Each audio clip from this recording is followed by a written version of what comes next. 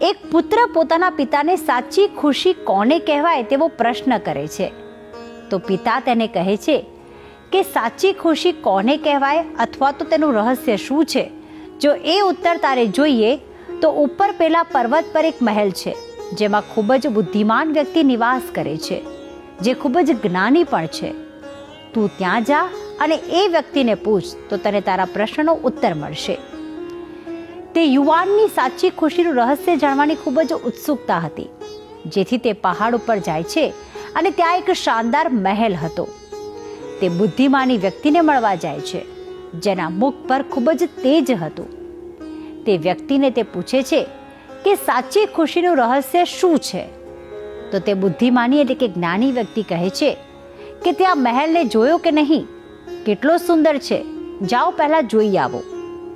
પરંતુ તેણે તે યુવાનને એક ચમચી પણ આપી, જેમાં 2 ટીપા તેલ હતું. તે જ્ઞાની વ્યક્તિએ કહ્યું કે મહેલ જોતા જોતા આ ચમચી પણ હાથમાં રાખજો, પણ એ ધ્યાન રાખજો કે તેમાંથી તેલ નીચે ન ઢળવું જોઈએ. તે યુવક તો આખો મહેલ ફર્યો અને પછી પરત તે જ્ઞાની પાસે આવ્યો. તેણે પૂછ્યું કે મહેલનો બગીચો કેવો લાગ્યો, મુખ્ય રૂમમાં સોફા જોયા, દરવાજાનું નકશીકામ કેવું લાગ્યું. તો તે યુવાને અચરજ સાથે કહ્યું કે આ તેલ ઢળી ન જાય તે જોવામાં ને જોવામાં મેં મહેલને એટલો ધ્યાનથી જોયો જ નહીં.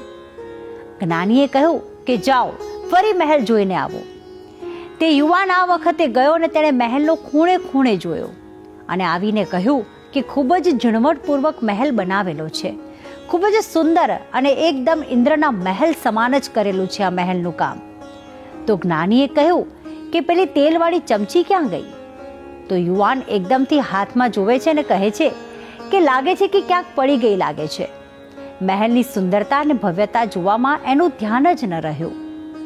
તો જ્ઞાનીએ કહ્યું કે આ જ છે સાચી ખુશીનું રહસ્ય. તમે કેટલી પણ ભૌતિક વસ્તુઓમાં ખોવાઈ જાઓ, સુંદરતા નિહાળો, પણ તમારે તમારી સંસ્કૃતિ અને સભ્યતાનું તથા સંસ્કારોનું ધ્યાન રાખવું જ જોઈએ.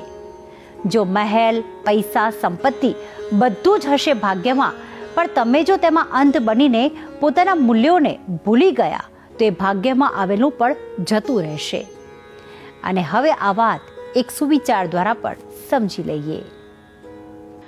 આજનો સુવિચાર: આખી દુનિયા જીતી શકાય છે સંસ્કારથી, જીતેલું પણ હારી જવાય છે અહંકારથી.